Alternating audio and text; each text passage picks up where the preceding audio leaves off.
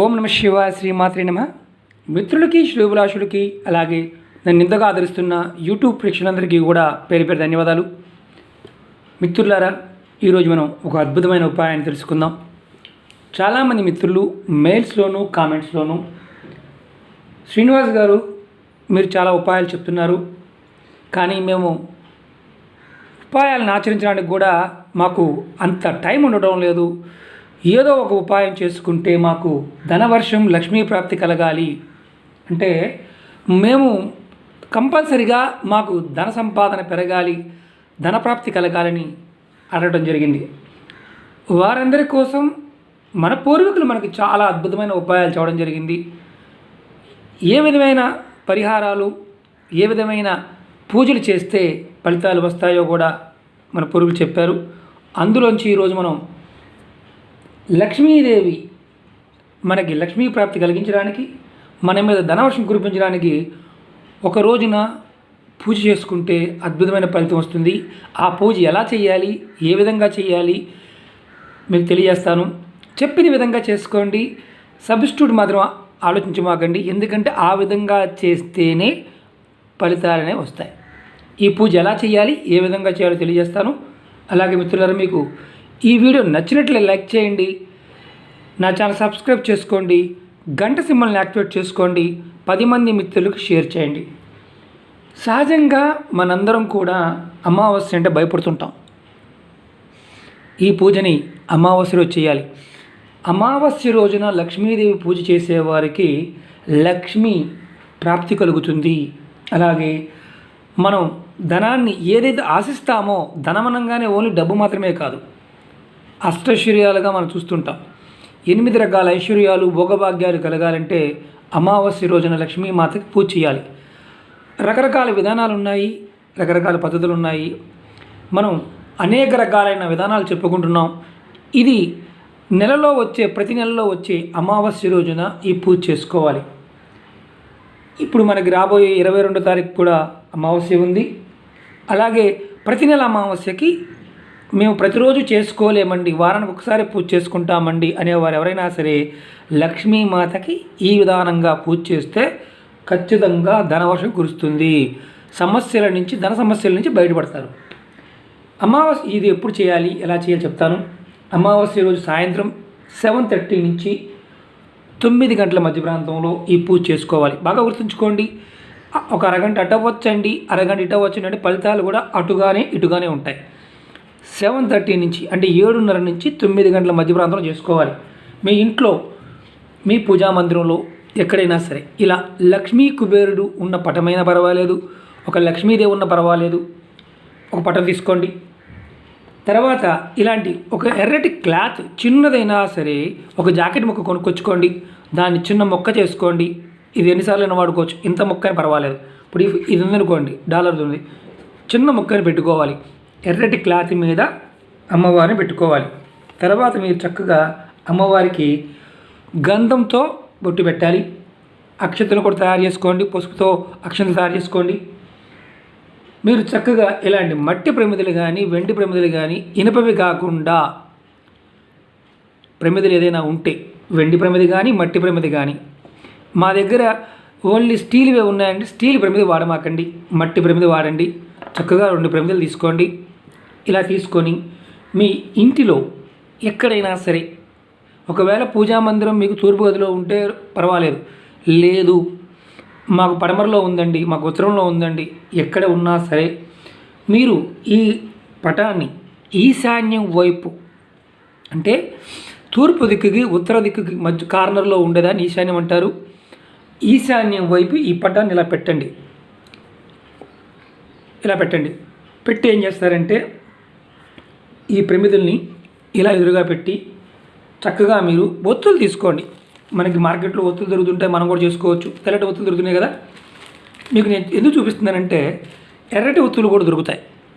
ఎర్రటి ఒత్తులు వేసి వెలిగిస్తే కనుక చాలా మంచిది. లేదు మనకి ఎర్రటి ఒత్తులు దొరకలేదు కాబట్టి చక్కగా మనం ఏం చేస్తామంటే తెల్లటి ఒత్తులు తీసుకొని దానిలో కొంచెం కుంకుమ ఉంది కదా, కుంకుమ రాయండి, ఒత్తులకి కుంకుమ రాయండి. జస్ట్ మీకు చూపిస్తాను నేను, ఎందుకంటే మనకి ఈ మధ్య కాలంలో అనుమానాలు చాలా ఎక్కువగా ఉంటున్నాయి. ఉదాహరణకి మనం ఒత్తి వేసాం, 2 ఒత్తులు వేయాలి, అంతకన్నా ఎక్కువ వేయాల్సిన అవసరం లేదు. 2 కూడా విడివిడిగా ఉండాలి. చాలా చిన్న ఉపాయం కానీ అద్భుతమైన, నెలకొకసారి చేసినా చాలు. ఇలా వేసాం కదా. ఇప్పుడు మనం కుంకుమ మొత్తం రాయాలంటే మొత్తం రాయాల్సిన అవసరం లేదు. కుంకుమతో బొట్టు పెట్టండి. ఇలా బొట్టు పెట్టండి. జస్ట్ మీకు చూపించడం కోసం మిత్రులారా. అది పెట్టిన తర్వాత మీరు దీంట్లో కంపల్సరిగా వాడవలసింది ఆవు నెయ్యి. కంపల్సరిగా ఆవు నెయ్యి మాత్రమే వాడాలి. కొబ్బరి నూనె కానీ, ఆముదం కానీ, నువ్వుల నూనె కానీ ఇలాంటిది ఏది వాడకూడదు. వాడితే ఈ ఉపాయం ఎందుకు పనికిరాదు. ఆవు నెయ్యి మాత్రమే వాడాలి. మేము ఆవు నెయ్యి కొనుక్కునే స్థాయిలో లేవండి అనుకుంటే ఈ ఉపాయం చేయడం మానేయచ్చు. అసలు పూర్తిగా ఉపాయాన్ని చేయొద్దు. ఎందుకంటే ఆవు నెయ్యి పోసి లక్ష్మీ అమ్మవారి పట్టం ముందు ఇప్పుడు అలా పెట్టాం కదా, చక్కగా దీపారాధన చేయండి. దీపారాధన చేసిన తర్వాత మీరు అమ్మవారి ఏదైతే పట్టం పెట్టాం కదా, పట్టం కానీ ఏదన్నా ఎర్రటి కలర్ పువ్వులు అంటే మందార పువ్వులు కావచ్చు, ఉదయాన్నే సాయంత్రం కోసుకోండి పెట్టుకోండి, లేదంటే గులాబీలు కావచ్చు, ఎరుపు కలర్ ఉండే పువ్వుల్ని పెట్టడానికి ప్రయత్నం చేయండి. తామర పువ్వులు దొరికితే చాలా శ్రేష్టం, ఇంకా అద్భుతం కూడాను. తామర పువ్వులు దొరకకపోతే మీకు దొరికింది ఏదైనా అంటే వేరే పువ్వులు పెట్టకూడదా అని కాదు, పెట్టవచ్చు. కానీ ఫలితం బాగా శీఘ్రంగా రావాలి, త్వరగా రావాలి అన్నప్పుడు ఎర్రటి పువ్వులతో ఆరాధించాలి. అలాగే దీపం ముఖం, మనం దీపం పెట్టాం కదా, ఇది ఈశాన్యం చూడాలి. ఇప్పుడు ఈశాన్యం మొదలు అనుకోండి, ఈశాన్యం వైపు పెట్టాలి. ఈశాన్య కార్నర్లోనే పెట్టాలి. తూర్పు వైపుకి కానీ ఉత్తరం కానీ ఈశాన్య దిక్కునే పెట్టుకోవాలి. మాకు తెలియదండి దిక్కులంటే మీరు మొబైల్ వాడేవారు అందరికీ కూడా దాంట్లో చక్కగా మనం చెక్ చేసుకోవచ్చు. మొబైల్లో చూపిస్తుంది ఈశాన్యం ఎక్కడుందో, క్యాంపస్ ఉంటుంది దాంట్లో చూసుకోవచ్చు. అలాగే మీ ఇంట్లో పెద్దవాళ్ళని అడగండి. ఒకవేళ ఈశాన్యం కూడా తెలియలేదు అనుకోండి, ఉపాయం చేయడం మానేయండి. అలాగే మనం ఇప్పుడు నెక్స్ట్ ఏం చేయాలి, మన ఇంట్లో ఏదన్నా పాలతో కానీ పరమాన్నం చేసినా లేదంటే స్వీట్స్ ఉన్నా అది కూడా పెట్టే స్థాయి లేదు అనుకున్నప్పుడు బెల్లం ముక్కనైనా సరే నైవేద్యంగా పెట్టండి.